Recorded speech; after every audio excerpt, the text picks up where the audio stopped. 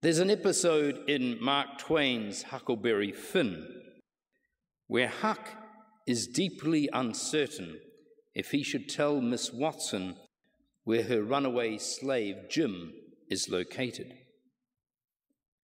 His uncertainty is magically overcome when he realizes that the plain hand of God requires that he turn Jim in. Everything he's learned in Sunday school, everything his mother drummed into him, points in that direction. So he gets out his pen and paper and writes the letter of betrayal to Miss Watson. And he feels all clean and pure, and he's able to pray. But then he thinks some more. He thinks of his love for Jim and the laughter they've had together.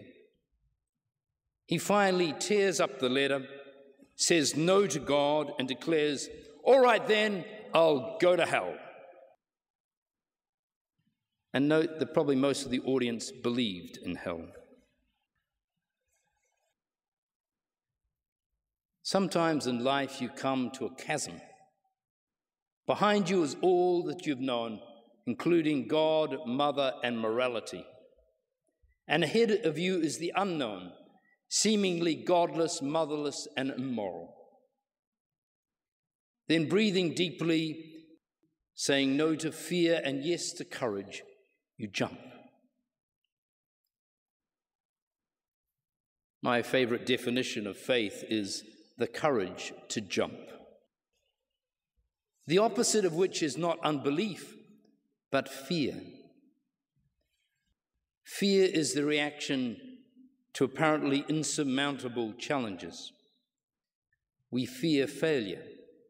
We fear the cost of it. We fear that too much is being asked of us. The chasm is too wide to jump. Fear is also a natural reaction to circumstances beyond our control. Most of us spend considerable energy stabilizing our lives, rationing our time and resources, keeping alert to impending crises. Fear can come when a crisis looms larger than our ability to cope. We fear we're not in control, and usually we're right. It's in the moment of crisis that we will decide to give in to fear or give voice to faith.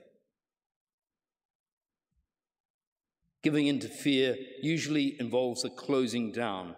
The hatches are battened, and the individual withdraws into what is safe. The so-called security wall that the Israeli government has built to fence itself off from possible Palestinian attacks is a good case in point. The wall pretends to offer security. In fact, it does no such thing. It serves merely as an affront, another obstacle on the difficult road to peace. There's a time to feel fear, to feel its power. There's a time to feel what it's like, to wrestle with it, to understand a little about how it captivates and imprisons so many. But there's also a time to pray, to move, and to jump. Indeed, fear will not be overcome unless someone jumps.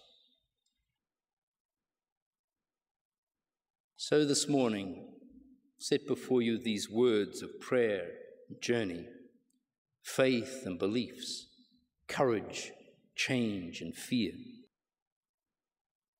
Don't give in to fear. If nothing is ventured, nothing is gained. And fear is so corrosive for Christians, both individually and institutionally. Rather, like St. Paul, who often wrote from prison cells, let us open our hearts and our minds to the expanse of God, to feel the freedom of it, and then jump into it. Amen.